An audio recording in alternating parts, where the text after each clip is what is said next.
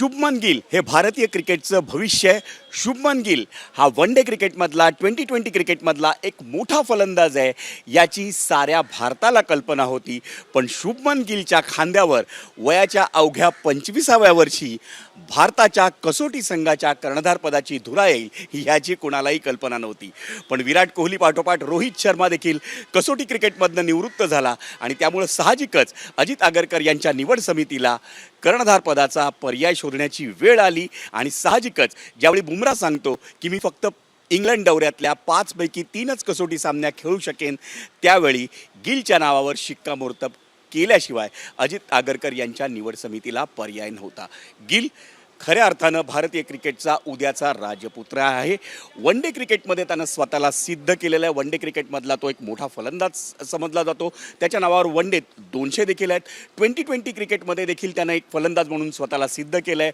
2020 क्रिकेटमध्ये त्यानं भारताचं नेतृत्व देखील केलेलं आहे. त्यामुळं गिलला भारतीय संघाच्या नेतृत्वाचा अनुभव देखील आहे. पण कसोटी क्रिकेट इंग्रजीमध्ये सांगायचं झालं तर टोटली डिफरंट गेम आहे. आणि त्या कसोटी क्रिकेटमध्ये गिलनं एक फलंदाज म्हणून, एक खेळाडू म्हणून 32 कसोटी सामने खेळला आहे. त्यामध्ये 35.05च्या सरासरीनं त्यानं 1893 धावा देखील केल्या आहेत. पण कसोटी क्रिकेटमध्ये 35ची सरासरी हे तुमच्या असामान्य असण्याचं लक्षण नाही आहे. ती तुम्हाला 40 करावी लागते. आणि कसोटी क्रिकेटमध्ये जेव्हा तुम्ही कर्णधार म्हणून खेळत असता प्रचंड दडपण असतं. परदेशात वेगवेगळ्या खेळपट्ट्यांवर वेगवेगळ्या संघांच्या गोलंदाजांना अनुकूल परिस्थितीत खेळण्याचं, धावा करण्याचं आणि त्या परिस्थितीत देशाला, भारताला जिंकून देण्याचं आव्हान असतं.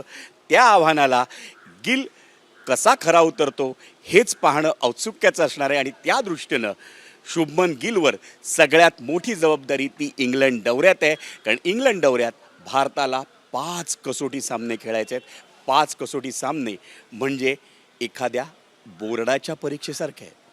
म्हणूनच गिलच्या कामगिरीकडे, इंग्लंड दौऱ्यातल्या कामगिरीकडे एक खेळाडू, एक फलंदाज आणि एक कर्णधार म्हणून साऱ्या भारताचं लक्ष राहणार आहे. कॅमेरा पर्सन सचिन शिंदेसह विजय साळवी, एबीपी माझा, मुंबई.